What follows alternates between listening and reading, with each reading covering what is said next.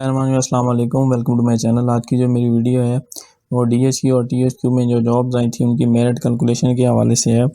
तो इस हवाले से आप लोगों के काफ़ी कमेंट्स आ रहे थे प्रीवियस वीडियोस के अंदर कि क्या क्या मेरिट रहा फ़लाँ पोस्ट का, कितने वालों को बुलाया गया और क्या क्राइटेरिया था, मेरे इतने मार्क्स थे, मुझे क्यों नहीं बुलाया गया या क्या मुझे बुलाया जाएगा। तो उसमें जितनी भी पॉसिबिलिटीज़ थी मैंने उसके आंसर्स किए थे। कुछ ऐसी चीज़ें होती हैं जो एक्सप्लेन करने वाली होती हैं, तो उसके लिए मुझे अलग से वीडियो बनानी पड़ती है। और दूसरी चीज़ ये होती है कि अभी तक जो इन्फॉर्मेशन होती है वो भी पूरी जो होती है वो अभी तक नहीं आई होती, तो इसलिए इस गलत चीज़ को शेयर करने की बजाय थोड़ा वेट कर लेना जो है वो ज़्यादा बेटर होता है। तो आज मैं जो आप लोगों से शेयर करने वाला हूँ वो इनके मेरिट कैलकुलेशन के हवाले से है। तो ये आपकी स्क्रीन पे ना शो हो रही होंगी, ये मैं आपको दिखा देता हूँ। ये मैंने आपको इंटरव्यू स्केड्यूल पहले भी बताया था कि आईटी का जो है वो टेस्ट जो इंटरव्यू है वो कब कंडक्ट होगा।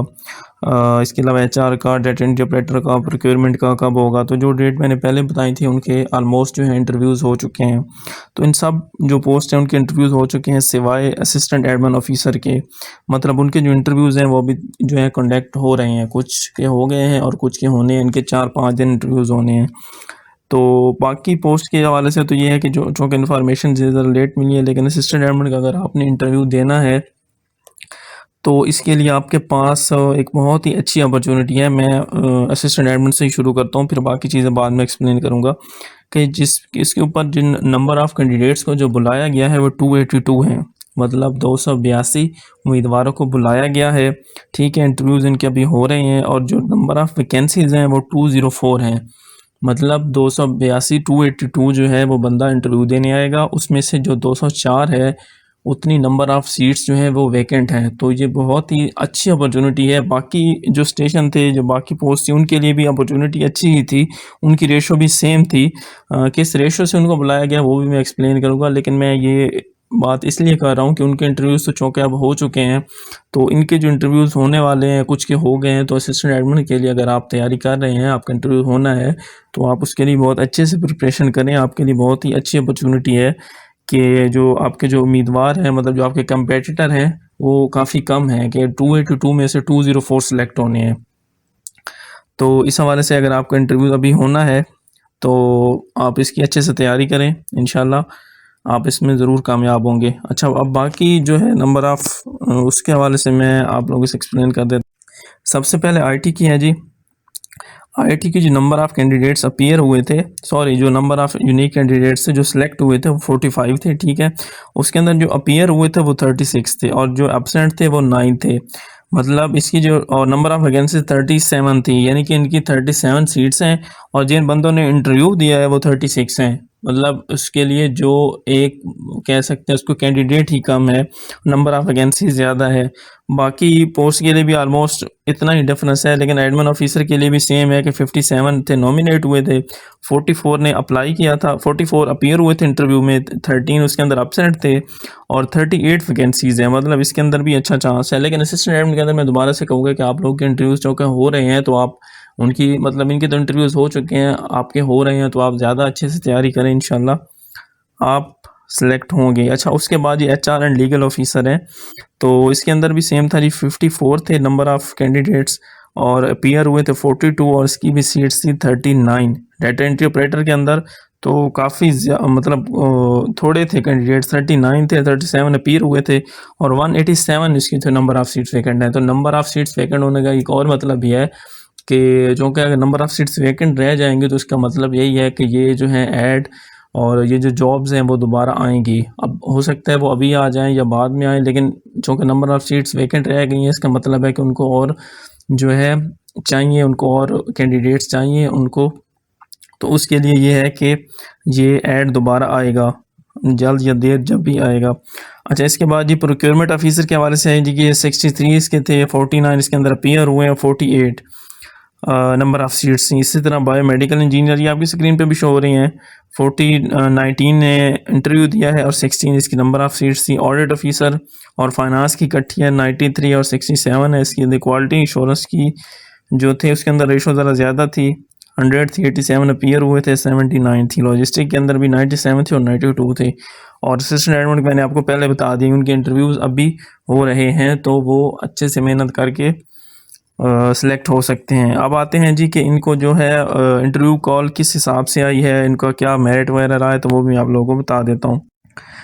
तो इनके अंदर ऐसा हुआ है जी कि नंबर ऑफ़, जैसे कि मैंने शुरू वाली जो मेरी वीडियोस थी उनके अंदर मैंने बताया था कि दो ही तरीके हैं जिनके ज़रिए से ये इंटरव्यू के लिए बुला सकते हैं। तो वो दो तरीके क्या थे कि या तो जितनी नंबर ऑफ़ सीट्स हैं, जैसे ये ऑडिट ऑफिसर की, सॉरी आईटी ऑफिसर की हैं 37, मल्टीप्लाई कर दें इसको 5 के साथ, तो जो टॉप 5 होंगे, मतलब टॉप 5 होंगे हर सीट्स के अगेंस्ट 5 बंदों वाली जो बात है, तो उस हिसाब से उस रेशो से वो आपको बुला लें, ठीक है। दूसरा उनके पास ऑप्शन था कि हर हॉस्पिटल का अलग से मेरिट हो और जिसने अप्लाई किए उसके टॉप 5 को बुला लिया जाए, मतलब डीएचक्यू उकाड़ा पे, डीएचक्यू जंग पे जो टॉप 5 थे हर पोस्ट के लिए, जैसे मैंने आईटी का बताया है, तो जिसने डीएचक्यू उकाड़ा के लिए अप्लाई किया हुआ था, अब जो उसमें से जो टॉप 5 थे उनको बुला लिया जाए और जंग वालों को और सो ऑन, इसी तरह साहिवाल वालों को बुला लिया जाए। और दूसरा ऑप्शन मैंने जो आपको पहले बताया, तो अब इसके अंदर हुआ ऐसा ही है कि उन्होंने टॉप 5 को ही बुलाया है एनटीएस के अंदर, मतलब इनके एनटीएस के अंदर थे। लेकिन अब ऐसा ये क्राइटेरिया था कि हर जो कैंडिडेट था उसने 10-10 स्टेशन पे अप्लाई किया हुआ था। तो अब जिसके मार्क्स मतलब मैं आपको एक मिसाल देता हूँ कि जिसके मार्क्स 90 थे, फ़र्ज़ करें उसने डीएचक्यू उकाड़ा के लिए अप्लाई किया हुआ था, साहिवाल के लिए भी, जंग के लिए भी, तो वो उन 10 के 10 हॉस्पिटल में ही टॉपर काउंट हुआ। और इसी तरह से इन्होंने इस रेशो से हर जो थे टॉप 5 को बुलाया, तो ऑलमोस्ट ऐसा हुआ है कि जो उन्होंने मतलब जिन 5 को बुलाया है तो वही टॉपर थे और वो हर हॉस्पिटल में ही टॉप कर रहे थे, मतलब उम्मीदवार वही थे, लेकिन जो कि उन्होंने एक से ज़्यादा हॉस्पिटल पे अप्लाई किया हुआ था, 10-10 हॉस्पिटल पे, तो इस रेशो से वो ही जो थे उनको इंटरव्यू के लिए कॉल आ गए। अब यहाँ से देखने से ऐसा लग रहा है कि 45 सीट्स थी, पीरियड हुए 36, तो मतलब कि 37 वैकेंसीज थी, तो नंबर ऑफ़ अगर 5 की कैटेगरी से बुलाते तो ये तो ज़्यादा बनने थे, मतलब ये 170 के करीब बनने थे, या 170 नहीं, 100 तकरीबन 140 या 160 के करीब बनने थे, लेकिन इन्होंने सिर्फ 45 को बुलाया है। तो इसके अंदर वही हुआ है कि जिन्होंने अप्लाई किया हुआ था 10-10 स्टेशन के लिए, तो हर स्टेशन में वही टॉप पे आ रहे थे, तो उनको मतलब बार बार वो हर स्टेशन के लिए ही ऑटोमेटिकली सिलेक्ट होते गए। लास्ट टाइम भी यही हुआ था, इस वजह से ये हुआ था, मतलब इसका जो रिज़ल्ट निकला था वो ये था कि जो नंबर ऑफ़ सीट्स थी वो काफ़ी ज़्यादा वेकेंट रह गई थी,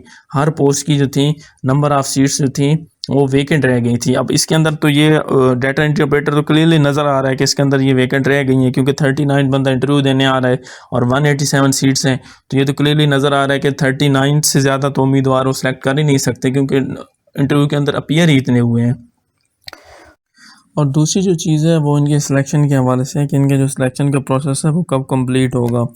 तो ये आपकी स्क्रीन पे शो हो रहा है, ये सारा जो प्रोसेस है 11 सितंबर से जो इंटरव्यूज़ कंडक्ट होना स्टार्ट हो गए थे, और जो कंक्लूजन इंटरव्यूज़ की वो 28 तक है, यानी कि 28 तारीख तक सारे जो इंटरव्यूज़ हैं वो ख़त्म हो जाएंगे।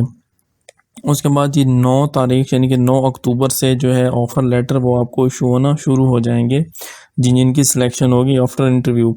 और आपकी जो जॉइनिंग होगी एट PMU ओरिएंटेशन सेशन जो आपका वो 23 अक्टूबर से होगा।